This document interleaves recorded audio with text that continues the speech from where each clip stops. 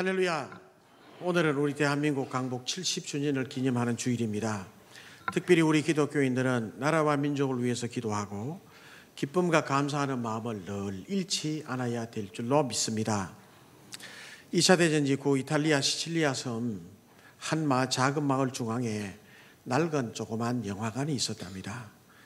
이 마을에 사는 어린 소년 토토네라고 하는 아이는 학교 수업이 끝나면 곧장 성당으로 달려가 신부님을 도와드리곤 했습니다.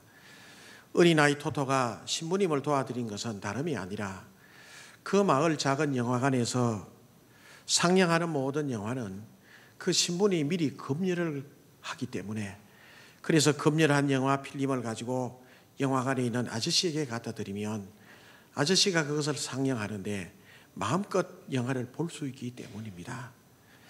이 아이는 영화를 너무너무 좋아했습니다. 뿐만 아니라 영화관 영사실에서 근무하고 있는 이 아저씨도 너무 좋아했습니다. 그래서 아저씨에게 어느 날 그렇게 말합니다. 아저씨, 나도 나중에 커서 아저씨 같은 사람이 될래요. 그랬습니다. 그랬더니 이 아저씨는 정색을 하며 그래서는 안 된다. 이 일이 얼마나 춥고 배고픈 일인데 네가 이런 일을 하려고 하느냐. 너는 더 훌륭한 사람이 돼야지. 이런 일을 하는 사람이 돼서는 안 된다 하고 꾸짖었습니다. 그런데 이제 초등학교를 졸업하고 아예 영사실에 머물러 삽니다. 아버지가 없는 이 토토에게 영사실 아저씨는 마치 아버지처럼, 좋은 멘토처럼, 좋은 상담자처럼 좋은 말을 많이 해 주었습니다. 그러던 어느 날 극장에 큰 불이 나게 되고 영사실 아저씨는 두 눈을 잃게 됩니다. 그래서 두 눈을 잃게 된 이 아저씨의 손발이 되어 주기도 하고 그렇게 자라나가는데 어느덧 이제 소년이 되고 청년이 될 무렵에 그 동네에 있는 큰 은행에 은행장 딸을 사랑하게 돼요. 그래서 둘이 만나는 모습을 은행장이 보게 되고 딸을 호되게 질책을 합니다. 저런 비천한 녀석과 어떻게 사귀느냐. 절대 다시 만나지 말라. 많은 상처를 입게 됩니다. 그 무렵에 이 토토는 영장이 나와서 군대 갔다 돌아와 보니 사랑하는 여자는 이미 다른 곳으로 가버렸고 시리에 빠질 수밖에 없었습니다. 이때 눈이 멀었던 이 영사실의 아저씨가 매몰차게 얘기합니다. 너는 이곳을 떠나 로마로 가거라. 다시는 돌아오지 마라. 성공하면 올지라도 성공하지 않으면 절대로 이 동네에 돌아오지 말고 이 동네에 있었던 많은 모든 일들은 깡그리 다 잊어라. 다 잊고 열심히 살아가라고 보냅니다. 어쩌면 매정해 보였지만은 어른의 지혜가 아니겠습니까? 다 잊고 살라는 것입니다. 사랑했던 여인이 있다 할지라도 잊어버리고 열심히 이를 물고 살아가라고 하는 것이죠. 토토는 고향을 떠나 30년 동안 한 번도 고향을 찾지 않았습니다.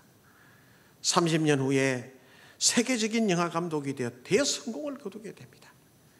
이제 고향을 향한 차에 몸을 싣고 고향으로 오는데 영사실 아저씨의 별세 소식을 들었기 때문입니다.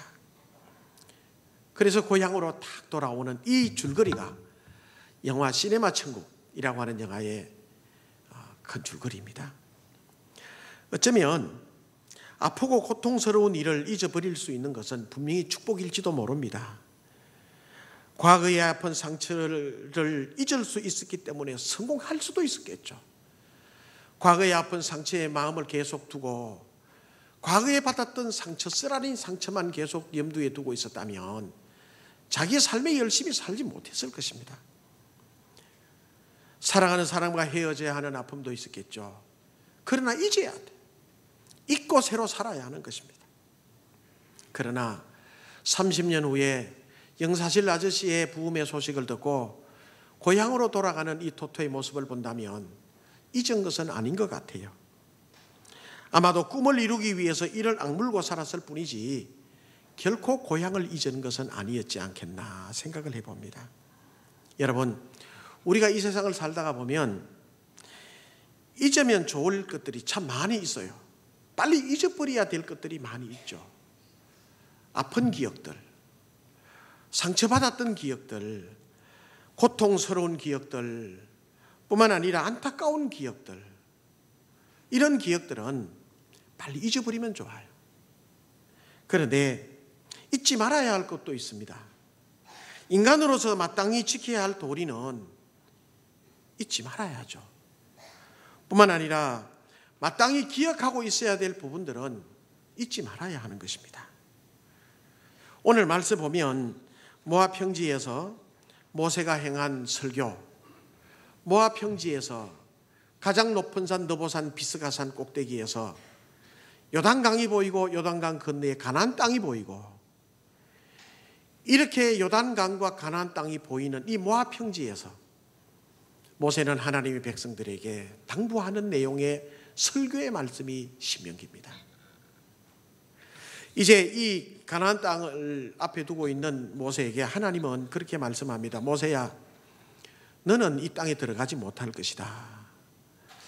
깜짝 놀랐겠죠. 서운했죠. 하나님, 제가 지금까지 어떻게 살아왔는데 이 약속의 땅을 앞에 놓고 여기 못 들어가다니요. 아니야. 너는 네 인생은, 네 은혜는, 내가 너에게 준 은혜는 그것만으로 좋게. 서운했지만은, 저 땅에 들어가지 못하지만은 이제 저 땅에 들어가려고 준비하고 있는 하나님의 백성들에게 당부하는 것입니다. 전체 줄거리가 절대로 잊지 마라. 잊어서는 안 된다. 잊어야 될 것은 잊어야 되지만은 잊지 말아야 될 것이 있다. 너희를 이곳까지 인도하신 하나님을 잊어서는 안 된다. 그러면 뭘 잊지 말라고 하는 것일까요? 극심한 흉년 때문에 야곱 일가 창세기에 보면 70명여 명이 애굽으로 내려가게 됩니다. 국무총리가 된 요셉 덕분에 나일강 삼각주 그 비옥한 땅에서 부족함이 없이 살았죠. 그러다가 많은 세월이 흐르고 난 다음에 새로운 왕조가 들어서고 졸지에 이 하나님의 백성들 히브리 민족들은 노예와 종으로 전락해버리고 맙니다. 그래서 이 많은 이 히브리 민족들이 국고성을 쌓는 데 투입되다. 국고성이라 하면 나라에서 만드는 큰 창고를 얘기해. 창고. 성이 아니고 그 만리장성 같은 성이 아니고 국고성이 그 성 같은 창고를 지어요. 창고를. 큰 창고를 짓는데, 견고한 창고를, 나라에서 운영하는 창고를 짓는데 모든 이 백성들이 다 투입이 돼요. 자유도 없습니다. 강제 노역을 해야 돼요. 심지어는 자녀를 생산할 수 있는 기본적인 자유까지도 박탈당하고 비극과 슬픔 가운데 있게 됩니다. 너무너무 힘들어서 하나님 앞에 부르짖음에, 그 출애굽기 1장에 보면 너무 힘들어서 하나님께 부르짖음에 하나님께서 그들의 부르짖음과 우고를 알고 누구를 보내는가 하면 하나님이 모세를 보내게 돼요. 이렇게 430년 동안 극심한 강제노동을, 노예 생활을 하게 됩니다. 이러한 강제노동 속에서 이 민족들을 해방시켜 주신 분이 계셔요. 그분이 하나님이시라. 그분이 하나님이 너희들을 이제 가나안 땅을 앞에 놓고 봐라, 요단강만 건너면 이제 저 땅이 너희 하나님이 주시는 약속한 땅이다. 이집트 땅에서 이렇게 인도해 내신 분이 누구냐? 너희들의 노력과 너희들의 자력으로 이렇게 애굽에서 탈출하고 해방된 줄 아느냐? 아니다. 누구? 하나님이 인도해 내셨다. 하나님이 인도해 내셨다. 그러니 이 하나님을 잊어버리서는 안 된다. 이 하나님을 잊어버리서는 안 돼. 오늘 11절 말씀에 이렇게 얘기합니다. 같이 읽어보겠습니다. 11절 시작. 내가 오늘 내게 명하는 여호와의 명령과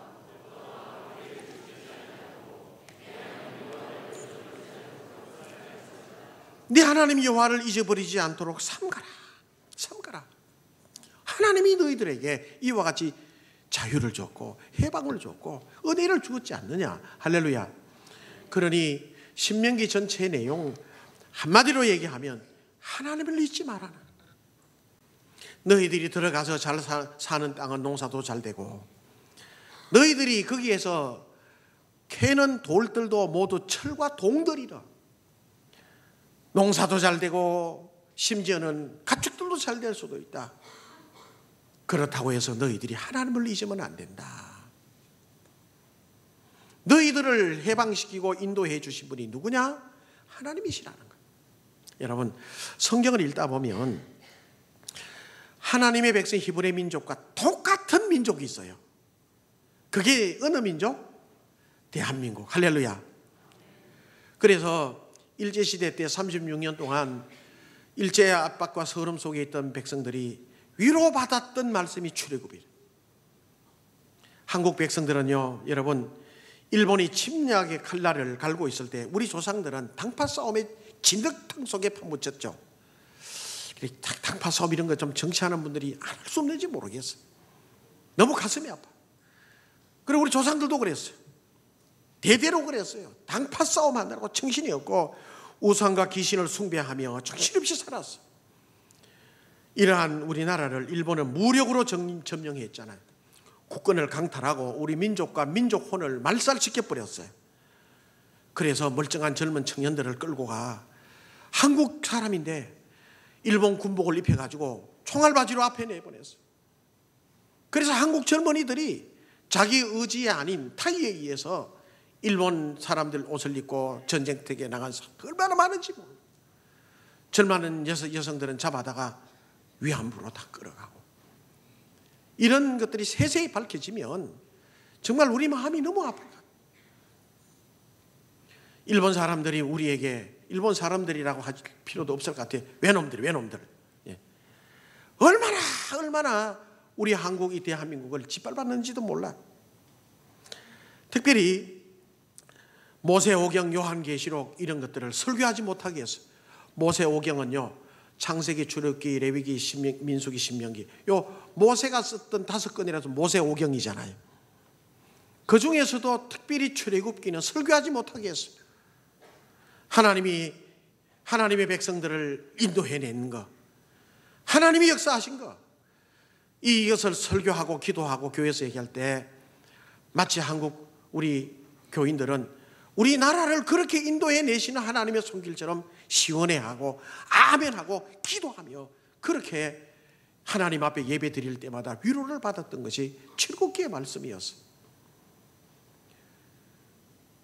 나의 아버지 손양원 목사 책을 쓴 손동희 권사님 그 막내딸 그 수기에 보면, 기록에 보면 그 당시에요, 많은 교회들이 강단 옆에 여기에 신사를 만들어 놓고 목사가 이렇게 예배 인도를 하고 올라오기 전에요, 반드시 신사에게 절을 하고 올라와서 예배를 인도했대요. 이게 말이나 돼요, 이게? 이 교회, 우리나라 교회 안에 그런 일들이 있었단 말이죠. 수요 집회도 모이지 못하게 했고, 심지어는요, 1945년 8월 18일, 1945년 8월 15일 해방됐잖아요. 8월 18일 날 이 조선에 있는 모든 목사들과 모든 장로들을 다 모아서 다 총살시키려고 계획을 하고 있었어요. 명단을 다 입수. 그래서 3일 전에 해방이 됐단 말이죠. 우리나라는 그야말로 풍전등화, 바람 앞에 가날편 촛불 하나에 불과한 것이 우리 민족이었어요. 그래서 이런 우리나라의 이 모든 정황과 그리고 히브리 민족들의 이 모든 정황을 비춰볼 때 어찌 이렇게 동일할까? 어찌 이렇게 흡사할까? 정말 흡사하다고 생각을 해요. 출애굽에서 430년 종살이에서 그들이 해방되어 나올 때도 그들의 힘으로 나오질 않았어요. 하나님이 해주셨어요. 우리 백성들도 일본에서 해방될 때, 일본 사람들의 압제에서 해방될 때 우리 자력으로 해방된 게 아니잖아요. 외세를 통해서 하나님이 하셨어요. 하나님이 하신 줄로 믿습니다. 얼마나 기쁘고 얼마나 좋은 일. 그래서 시편 126편 2절에서 3절에 보면 히브리 민족들은 성전에 올라갈 때마다 하나님을 기억하며 이런 노래를 불렀어요. 시편 126편 2절 3절. 우리도 동일하게 이 말씀을 마음속에 가져야 될 줄로 믿어. 히브리 시편 126편 2절에서 3절을 한번 읽어보겠습니다. 시작. 그때에 우리 입에는 웃음이 가득하고 우리 혀에는 찬양이 찼었도다. 그때에 문나라 가운데에서 말하기를 여호와께서 그들을 위하여 큰 일을 행하셨다 하였도다. 여호와께서 우리를 위하여 큰 일을 행하셔서 우리는 기쁘도다. 아멘. 그때에 우리 입에는 웃음이 가득하고, 가만히 있어도 자꾸 웃음이 나온단 말이에요. 우리 혀에는 찬양이 찼었도다. 너무 좋아서. 그때에 문나라 가운데서 말하기를 여호와께서 그들을 위하여 큰 일을 행하셨다. 하나님이 우리 대한민국을 위해서 큰 일을 행하셨다.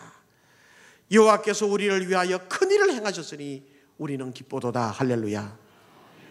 어찌 하나님을 찬양하지 않을 수가 있겠는가 말이죠. 여러분, 하나님의 백성인 히브리 사람들이 잘나서, 또 우리 대한민국이 잘나서 이뻐서 착해서 해방을 주셨고 우리에게 자유를 주셨다? 아니에요. 한마디로 밖에 표현이 안 돼요. 그것은 하나님의 은혜다. 시작. 하나님의 은혜. 하나님의 은혜라. 하나님의 은혜. 하나님의 은혜는 여러분 설명할 수가 없어요. 하나님의 은혜는 그냥 하나님의 은혜라. 그냥 왜 하나님이 우리 백성들 이렇게 사랑하시고 히브리 민족들을 이렇게 사랑하신가? 몰라. 그것은 단지 뭐라고 얘기할 수 있어요? 하나님의 은혜다. 그런데 오늘 본문의 말씀에 보면 당부를 해요. 너희들이 살다가 보면, 가나안 땅에 들어가 살다 보면, 혹은 또 너희들이 선진국에 진입해서 살다 보면 너무 풍요로운 것 때문에 너희들이 하나님의 은혜를 잊어버릴까 하는 우리 두렵다. 하나님의 은혜를 잊어버리면 안 돼. 여러분, 하나님이 주신 은혜를 잊으면 안 될 줄로 믿습니다. 그러면 하나님의 은혜를 잊어버리면 어떤 현상이 일어나는가? 비극이에요. 비극. 비극이 와요. 망해요. 망하는 일들이 일어나요. 러시아의 대문호 노벨상 작가 행동하는 양심으로 솔제니친 이반 데비소비치의 하루, 혹은 또 수용소 군도, 이런 책을 써서 노벨상을 수상했던 구소련 시대 때 망명 작가예요. 이분이 1983년 템플턴이라는 유명한 상을 수상을 했어요. 우리나라의 한경직 목사님도 템플턴 수상을 받았잖아요. 그때 자기가 하나님 앞에, 그리고 모든 전세 기독교인들에게 한경직 목사님은 회개해. 나는 이런 상을 받을 자격이 없습니다. 신사참배한 목사입니다. 눈물로. 그래서 우리 대한민국에게 모든 초교파 다 해서 정말 저분은 성자다, 템플턴상 수상을 받는 소감 자리에서 그 얘기했단 말이에요. 이 자리에 이 솔제니치는 뭐라고 얘기했는가 하면 이렇게 얘기합니다. 반세기가 훨씬 넘는 오랜 전에, 그러니까 내가 어렸을 때 몇몇 분의 어른들이 하는 얘기가 기억이 난다. 왜 우리나라가, 이 러시아가 공산화가 되어서 왜 이렇게 망하게 되었는가? 어른들이 앉아서 그런 얘기를 하더랍니다. 사람들이 하나님을 잊은 거야. 그래서 이런 일이 일어났잖아. 사람들이 하나님을 잊어버린 거라. 그 후에 50년 동안 러시아 혁명사를 이 솔제니치는 연구를 했답니다. 수백 권의 책을 읽고 수백 명의 사람들의 정언을 소집하고 책도 펴냈는데 8권의 큰 책도 펴냈어.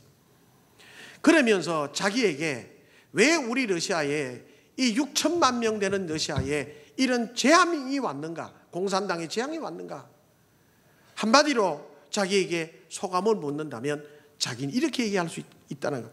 사람들이 하나님을 잊은 거야. 그래서 이렇게 되었잖아. 하나님을 잊으면, 하나님의 은혜를 주셨음에도 잊으면 그렇게 됩니다.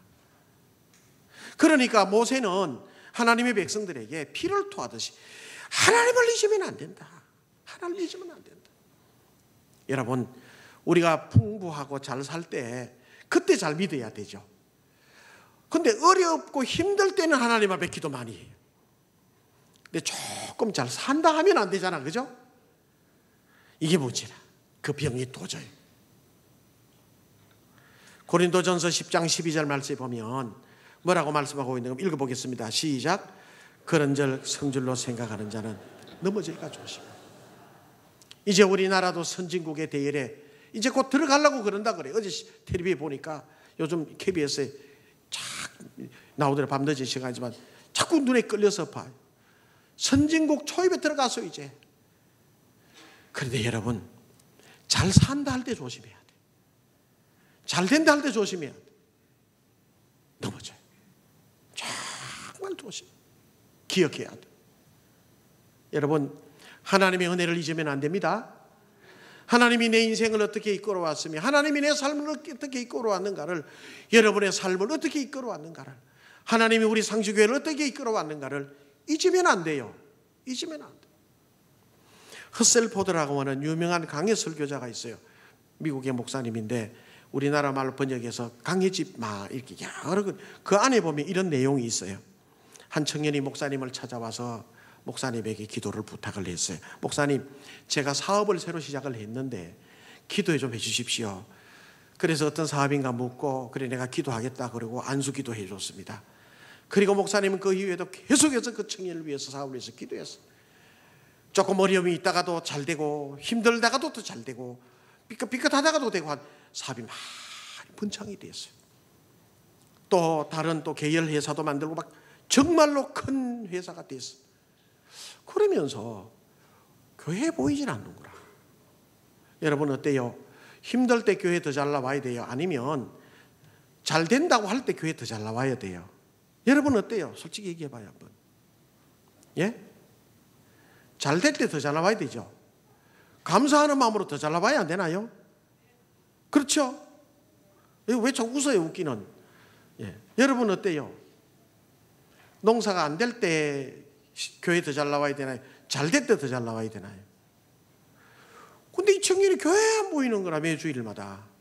그래서 도저히 안 되겠다 싶어서 얼마 후에 신방을 갔답니다. 신방을 가서 그래 청년 왜 교회를 안 나오시냐. 그래 처음에 이 사업을 잘 하나님 앞에 하나님께서 축복해 주시고 하면 잘 나온다고 약속했기 때문에 내가 그렇게 했지 않냐. 열심히 기도해 줬지 않냐. 하나님의 축복인데 왜 나오지 않냐 이랬더니 이제 수첩을 또 꺼내놓고요. 일정표를 얘기하는데 목사님 얼마나 바쁜지 몰라요. 너무 바빠요. 주일날에도 3군데 4군데 누구 사람 다 만나야 되고 어디 빽빽하게 다 기록이 돼. 목사님 보세요. 이래서 내 교회 나가겠습니까? 여러분 어때요? 맞아요? 예. 아니요? 예. 그래서 알았습니다. 내가 깨달은 바가 큽니다. 우리 기도합시다 하고 덩어리에 손대고 손을 꼭 잡고 기도해요. 하나님, 이 세상의 모든 물질과 이 세상의 모든 명예들은 다 있다가도 없고 없다가도 있고 하나님이 주시려고 마음만 먹으면 얼마든지 있는 것인데, 그런데 이 세상의 것은 다 덧없는 것이고 우리의 영혼이 하나님을 잊어버리면 저주받는 자리에 들어가는데, 멸망의 자리에 들어가는데, 하나님께서 주신 축복의 재물 때문에 이 형제가 지금 하나님을 잊어버리는 가운데 있으니 하나님 이 청년의 영혼을 살리기 위해서는 지금까지 부어주신 모든 축복을 싹 끄다가 주십시오. 철저하게 망하게 해주셔서 처음에 있는 본전 그대로 처음에 그대로만 해주시고 하나님을 잘 찾는 그때까지 고래만 해주십시오. 예수님 이름으로 기도합니다라고 하는데 이 청년이 목사님 무슨 기도를 그래야 하십니까? 그래야만 안 되잖아요. 그럼 어떻게 기도해요? 잘못했어요. 축복이들 기도해 주셔야 이제 교회 잘 나가겠습니다. 그래서 그 청년의 버릇을 고쳤다는 얘기가 허셀포드 목사님 강해집에 실려 있어요. 제가 지낸 게 아니고. 여러분 그렇습니다.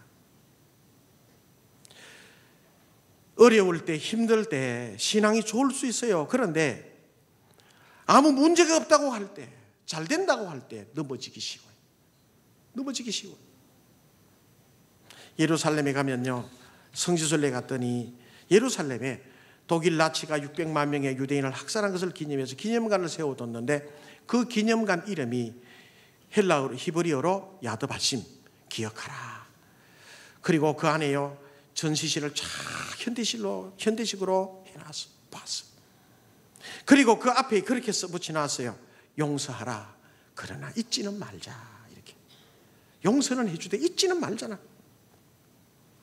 하나님의 은혜를 힘입어 쓰면서도 하나님의 은혜를 우리가 느끼지 못하고 그것을 잊어버리고 살면 여러분